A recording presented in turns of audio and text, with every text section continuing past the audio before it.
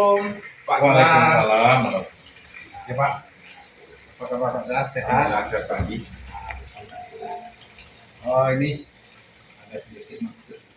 Ya, silakan dulu Pak. Baik, baik, terima kasih. Gimana kabar sekolah kita Pak? Alhamdulillah Pak, untuk hari ini sekolah kita memang dalam kondisi yang sangat perkembangan luar biasa. Salah satunya mulai disiplin Pak.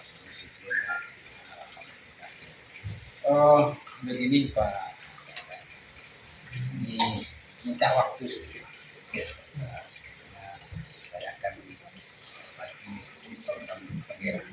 Oke, jadi dalam hal ini saya minta waktu untuk bicara ini. Pak, yang jelas juga setuju ya, sesuai dengan Boleh Pak. ya. Alhamdulillah hari ini juga sedang uang. Ya. Dan kerja baru selesai juga Pak. Baik Pak, kalau begitu kita mulai ya. Ya, silakan Pak.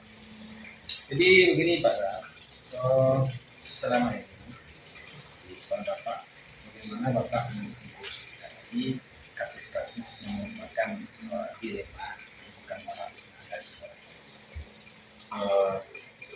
Terima kasih ya Pak Ya. atas pertanyaannya. Terlebih dahulu ini terima kasih banyak Bapak sudah mampir ke sini. Iya. Ini suatu waktu yang luar biasa juga karena memang setiap hari kita selalu menyelesaikan beberapa permasalahan. Kebetulan hari ini Bapak bertanya tentang bagaimana mengidentifikasi apakah kasus tersebut termasuk dilema etika di sekolah ataupun itu bukan moral terhadap mungkin situasi dengan guru ya Pak, atau bersama murid juga bisa jadi. Ya, untuk yang pertama di sini ada dua kategori nih Pak untuk melihat apakah kasus itu atau permasalahan terjadi di sekolah ini dilema etika atau bukan moral. Ini salah satunya kita lihat dulu dari sudut pandangnya Pak.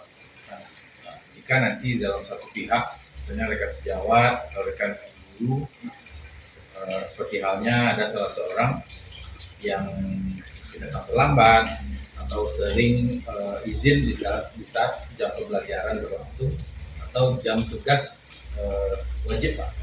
Berarti itu nanti kita lihat dari kebiasaannya dia rajin, jangan izin segala macam. Nah, kita lihat bagaimana sudut pandangnya itu, apakah itu disebabkan memang ada mel yang melatar belakanginya atau memang itu murni dari beliau sendiri. Yang kedua, kita sering mengadakan namanya refleksi Pak. Ini kadang-kadang ada melalui bersama secara kita dengan rekan guru. Yang kedua, kadang-kadang kita langsung secara pribadi. Nah, seperti sekarang ini Pak, face to face kita langsung membahas kira-kira permasalahan itu apa penyebabnya, kira-kira apa solusi yang tepat untuk menyelesaikan masalah. Itu salah satu atau dua cara yang telah dilakukan di sekolah ini. Luar biasa. Jadi ada semacam bersama dari sejawat ada juga sejawat. Ya. Jadi selama ini Pak dalam menjalankan pengambilan keputusan di sekolah kasus-kasus yang mana ada dua kepentingan yang sama benar atau sama-sama atau tidak masalah seperti apa yang benar Iya. Sama benar ya Pak. iya. Terima kasih Pak. Di sini dalam suatu keputusan tentunya mempunyai nilai Pak. Setiap kita mengambil sebuah keputusan tentunya ada pertimbangan dasar hukum dan aturan apa yang mungkin dilanggar atau yang menjadi dasar dalam pengambilan keputusan. Salah satunya yang kata Bapak tadi adalah dalam dua sisi. Ya, dari satu kita lihat ini benar, dalam satu posisi itu juga benar. Jadi ada dua yang menjadi patokan pribadi. Ini salah satunya begini Pak. Satu kondisi di sekolah pernah ada satu teman rekan guru juga. Dia merupakan orang yang disiplin, datang tidak lambat, untuk kegiatan selalu mengikuti dengan maksimal, apapun kegiatan baik dengan rekan guru, dengan masyarakat, dengan murid, ataupun dengan murid itu selalu aktif dan tepat waktu. Dan di satu posisi mungkin beliau ada permasalahan mungkin atau ada kejanggalan, sehingga di satu kondisi memang itu lebih kurang 1 minggu itu sering datang agak molor di luar jam kerja kita biasa. Karena di satu sisi setelah kita adakan pertanyaan jawab, kita coba respon lagi seperti coaching Pak, kita coba kunjungi beliau, kita lihat permasalahannya, rupanya memang suami beliau sudah sakit. Jadi kan ada dua posisi yang saling benar, ini akibat terlambatnya apa, ya ini beliau awalnya memang. Nah, untuk menyikapi hal ini, kita melihat bagaimana sudut pandang ini kita selesaikan dengan aturan kita ada, lalu dengan ajak moralnya bagaimana kita memberikan toleransi juga, sehingga perempuan itu dapat itu salah satu. Oh, berarti dalam masa ini Bapak melakukan coaching. Iya. Baik, luar biasa Pak. Dan kedepannya tambah maju. Jadi selanjutnya juga saya ingin bertanya, hal-hal apa saja yang selama ini yang dianggap efektif dalam mengambil keputusan kasus-kasus ini? Apa hal yang efektif? Terima kasih Pak. Ini setiap permasalahan yang kita dalam sebuah organisasi, semua komunitas dan sebuah keluarga. Karena kami di sekolah dari menyebut keluarga besar Pak. Karena keluarga itu adalah salah satu silaturahmi dan kedekatan yang luar biasa untuk menjalin komunikasi yang efektif dan efisien. Ya, langkah-langkah yang kami ambil untuk menyelesaikan setiap permasalahan, baik itu di level etika, mungkin ada beberapa individu kelompok atau dengan moral, itu salah satunya kita ambil yang pertama komunikasi Pak. Komunikasi ya, karena di sekolah ini komunikasi efektif itu sering dijalin. Salah satunya kita setiap bulan ada rapat bulanan. Yang kedua ada beberapa musyawarah yang sifatnya detail. Misalnya seperti tadi permasalahan teman yang sakit atau murid yang memang ada mungkin ada masalah segala macam, sehingga melibatkan mungkin murid yang lain atau rekan guru atau murid sendiri. Itu yang pertama kita jadi komunikasi efektif. Yang kedua, setelah komunikasi tidak efektif, bagaimana kita mengambil keputusan itu sesuai dengan yang sebaik-baiknya. Yang kedua, kita melihat dasar tadi Pak, kita ada kesepakatan bersama, ada aturan di sekolah dan aturan kedinasan yang perlu kita pertimbangkan juga. Jadi setiap keputusan yang kita ambil, kita lihat dasar hukumnya juga apa, ya, dasar aturannya apa, serta bagaimana kita menjalin sebuah komunikasi tadi menjadi silaturahmi yang baik. Dan yang ketiga, tentunya kita melihat dari sudut pandang sebagai humanis, sebagai manusia dan sosial.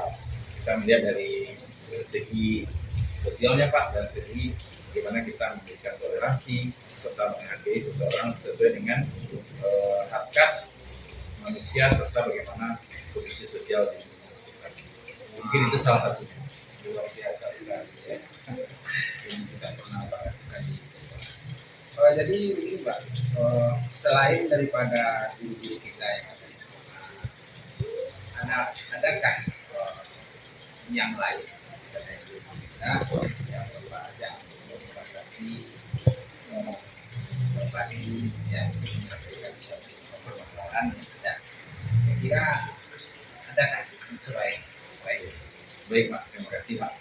Ini pertanyaan Bapak itu saya akan mengucapkan ingatkan ke saya kembali beberapa waktu yang lalu.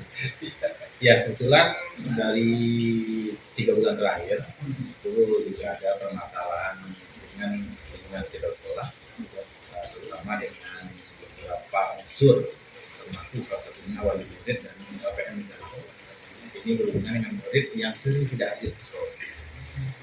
Ini kan di satu sisi setelah kita lihat diskusi dengan guru kelas, yang guru kelasnya Pak, awalnya ini rajin, rajin, berprestasi, untuk olahraga. Kebetulan saya juga hobi olahraga Pak. Ya, anak ini berbakat sekali dengan sepak bola. Nah, setelah beberapa bulan terakhir saya pantau, memang kehadiran itu sangat berubah secara signifikan. Biasanya dalam seminggu itu dia jarang yang tidak hadir, tapi 3 bulan terakhir ini hampir setiap minggu ada dia tidak hadir, bahkan lebih dari 3 hari. Ini menandakan sesuatu hal yang janggal.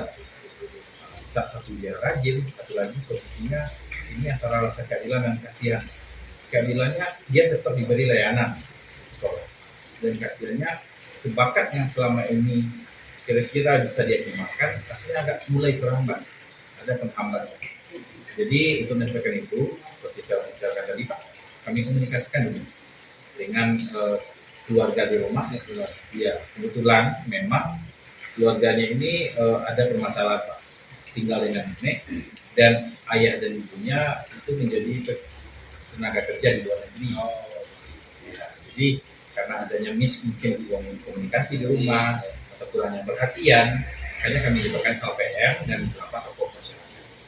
Alhamdulillah dari kolaborasi tadi, sang anak ini sudah mulai kembali lagi kepada universitas biasa dan jarang lagi yang datang sekolah absen. Untuk 2 minggu terakhir itu rata-rata dia sudah hadir lagi seperti biasa.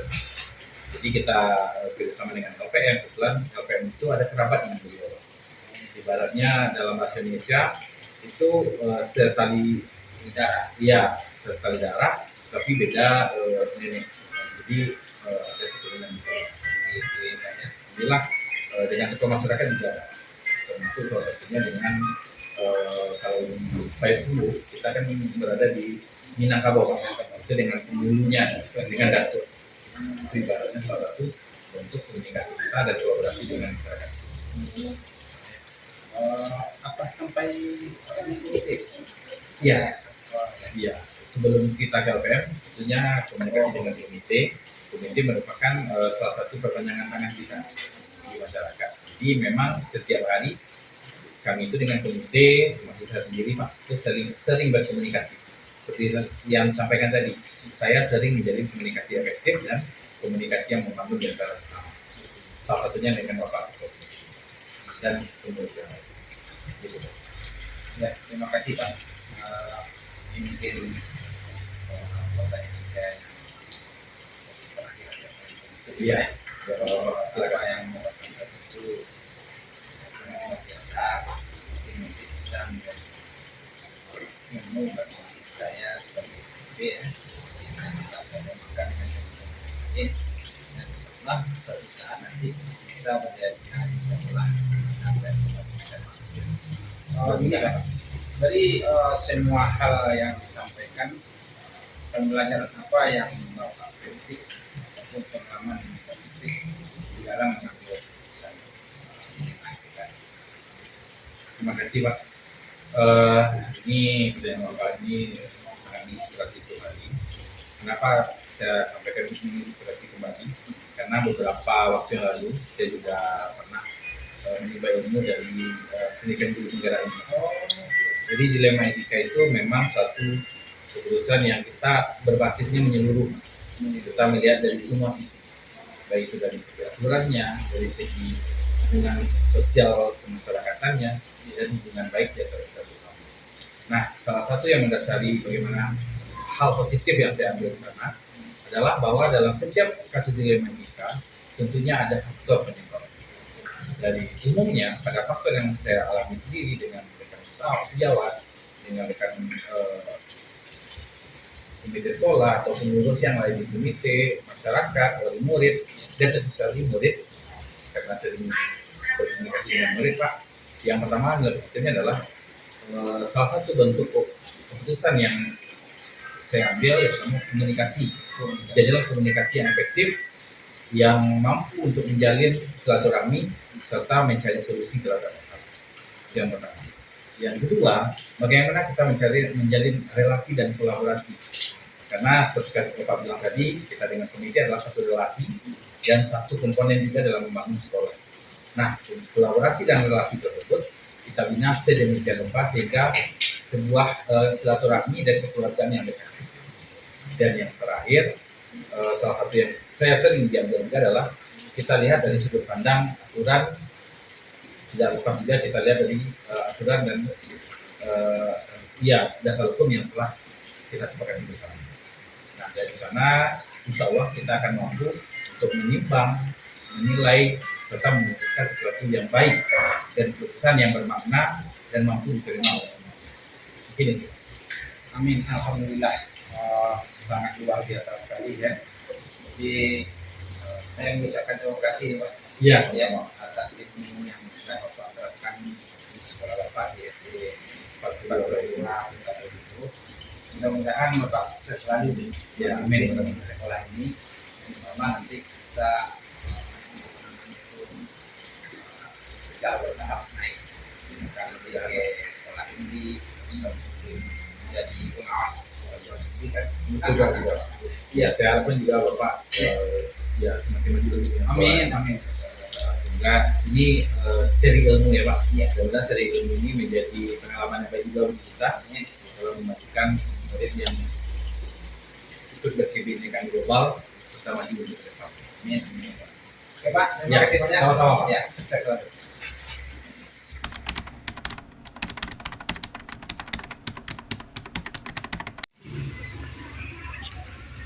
Assalamualaikum. Waalaikumsalam, Pak. Apa kabarnya? Alhamdulillah, apa kabar Pak? Sehat ya. Sekarang dulu Pak. Jadi, cantik sekali sekolahnya sekarang. Alhamdulillah. Iya. Terima kasih atas kunjungan Bapak. Iya. Ini ada apa nih Pak? Oh, Kunjungannya ke sini? begini urusannya. Kebetulan saya sekarang sedang mengikuti program daerah sebagai calon guru daerah. Jadi dalam hal ini ada tugas di RMS modul 331 mewawancarai 2 atau 3 kepala sekolah. Jadi itu saya mohon kesediaan dari ibu untuk agar tugas saya ini bisa berjalan dengan baik dan sesuai dengan jadwal. Terima kasih. Alhamdulillah sekali nih Pak, kami diberi kesempatan untuk melakukan menjadi salah satu bagian dari kegiatan yang Bapak lakukan. Dengan senang hati Pak, kami akan membantu sebisa kami. Baik, terima kasih. Iya.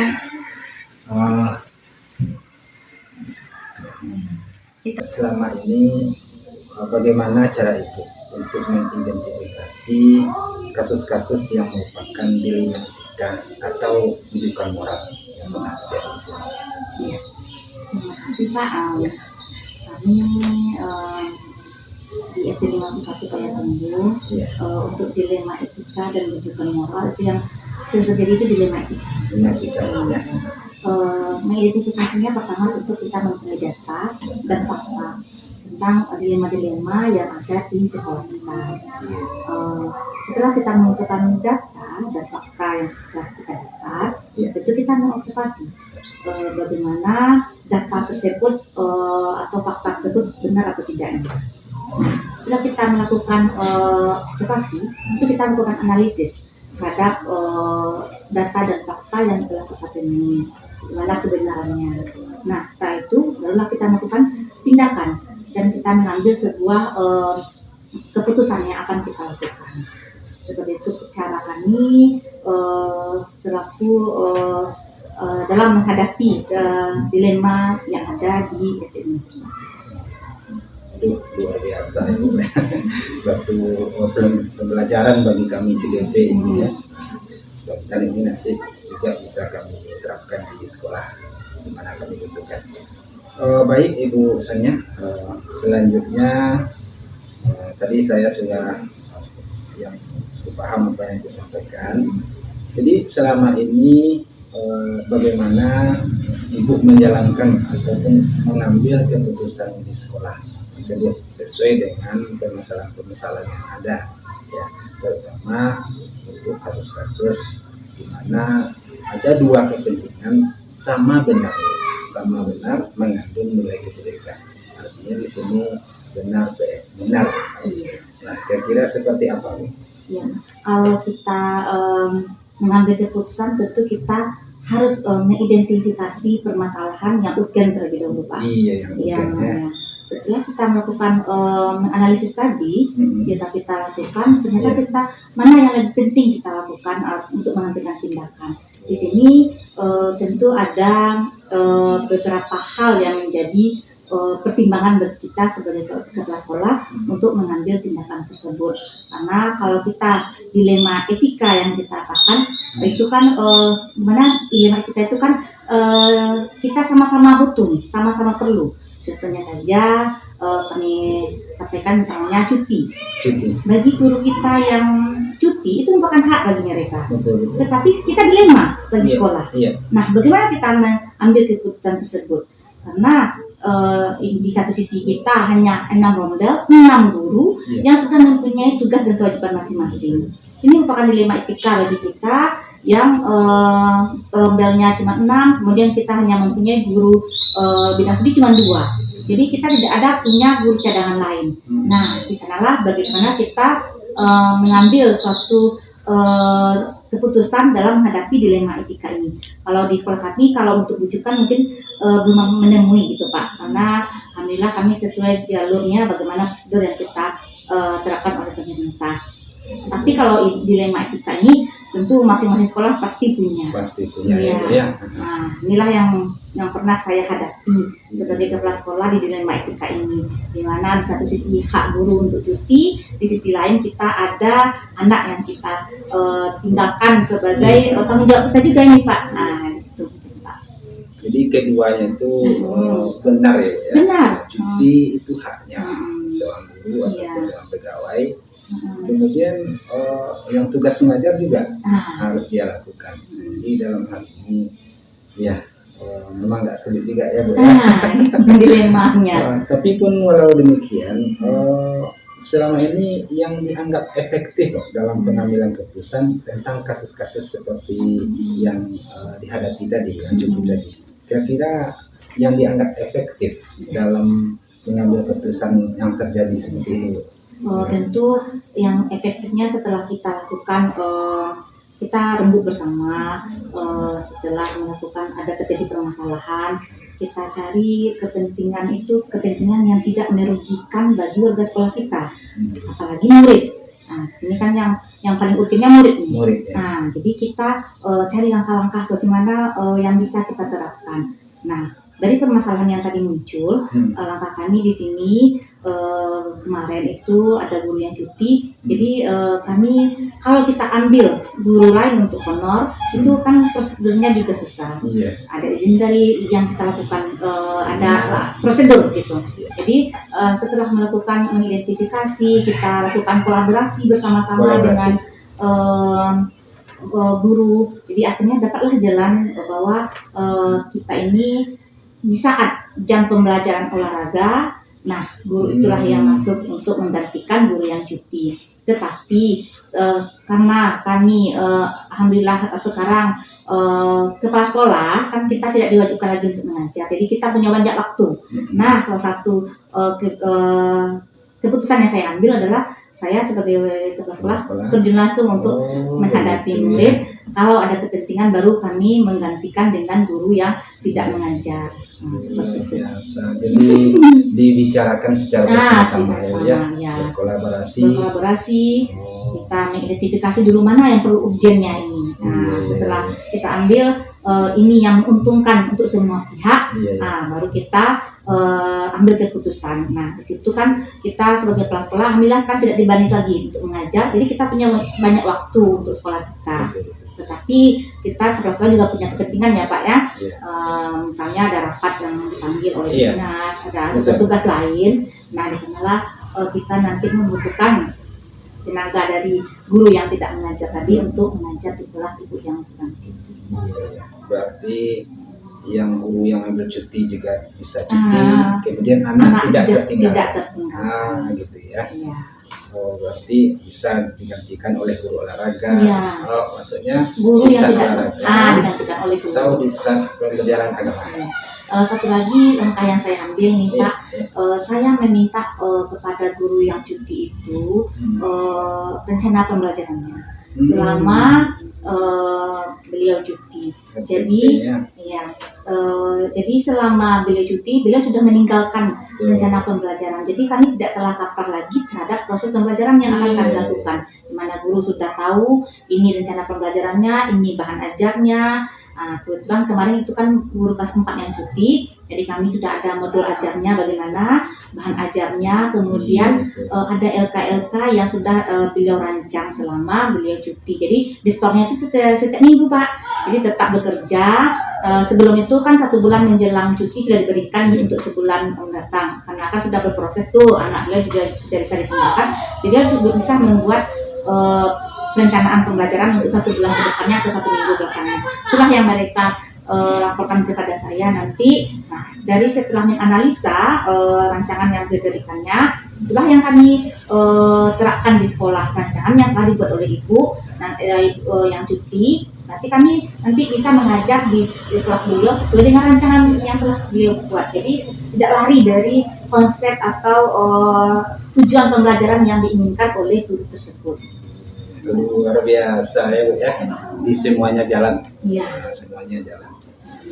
Baik Bu, kemudian juga saya ingin menanyakan sedikit tentang hal apa saja yang selama ini merupakan tantangan dalam mengambil keputusan tentang kasus-kasus seperti ini. Kira-kira ada nggak semacam tantangan? Aduh, orang telepon dah Andi. Diputuskan ini dia cuti, kemudian caranya begini, ada nggak tantangan lain kira-kira? Ya, kalau dari segi tantangan itu kan kita selalu merujuk pada peraturan. Kalau ya seperti itu, kalau peraturan kita jalankan, tentu tantangan yang kita hadapi itu kan kita inginnya tantangan itu kan merupakan visi Pak, bukan kendala. Nah, di sini kita kan dengan salah kaprah bagaimana tantangan itu, bagaimana kita bisa menjalankan semua program-program yang ada di sekolah kita. Nah, bukan menjadi kendala. Jadi tantangannya adalah hal-hal yang ingin kita capai. Misalnya kita ingin proses pembelajaran kita jalan, tetapi ada kendala di dalam prosesnya. Seperti tadi ada guru yang cuti, tentu proses pembelajaran kita terhambat. Jadi bagaimana proses ini bisa jalan sementara kita ada keperluan istilahnya ada yang cuti, tetapi kita tidak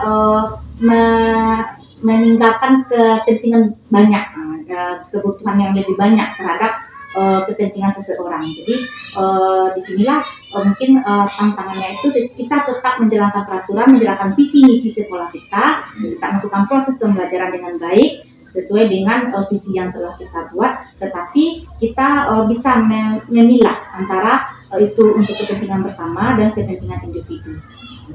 Begitu ya. Baik. Luar biasa ini. Jadi misalkan ada kasus lain,